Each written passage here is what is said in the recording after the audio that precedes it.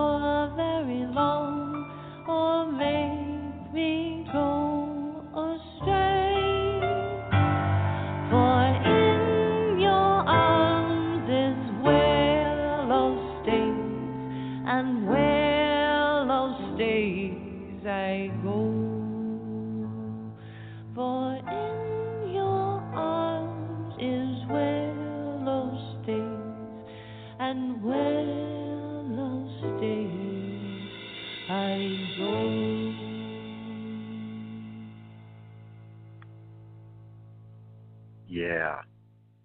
That one. Yeah. That one gets to me every time. Excuse me.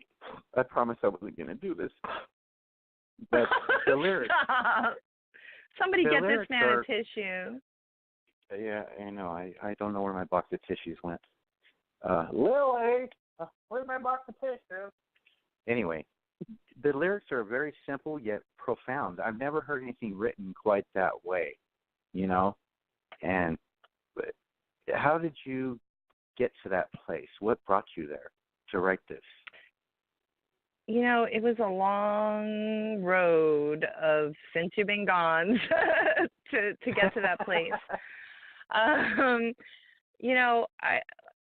mean, just to backtrack a little bit back to, when I started writing music and why I started writing music, I felt a lot of pain from the loss. I lost my boyfriend to drug addiction, and it was a really difficult processing time for me. And I mean, it took a long time to get over.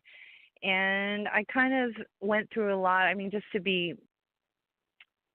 straightforward about it, I went through a lot of men. I would appreciate that. Yeah. A lot of relationships, not necessarily relationships, but a lot of one-night stands to get to that place, until I met my husband, Benny. And, we got married when I was 40 years old. And so I'm kind of a late bloomer on a lot of fronts here. And, it took that long to feel I think, secure within myself. And once I Mhm. became, the woman that I needed to be to meet somebody, that would see all of me, um, I don't know, I'm getting lost in this thought, but it just took a long time to just feel comfortable with myself and know that I was enough. And once I did that, that's when I met Benny, and you know, he saw everything in me and thought everything about me was wonderful. And that, I mean, I say that to a lot of my girlfriends, it's really about, it's not about them, it's about you. It's like once, and I say this to any man or woman, once you find who you are and recognize that you're enough, that's when, somebody else is going to see that.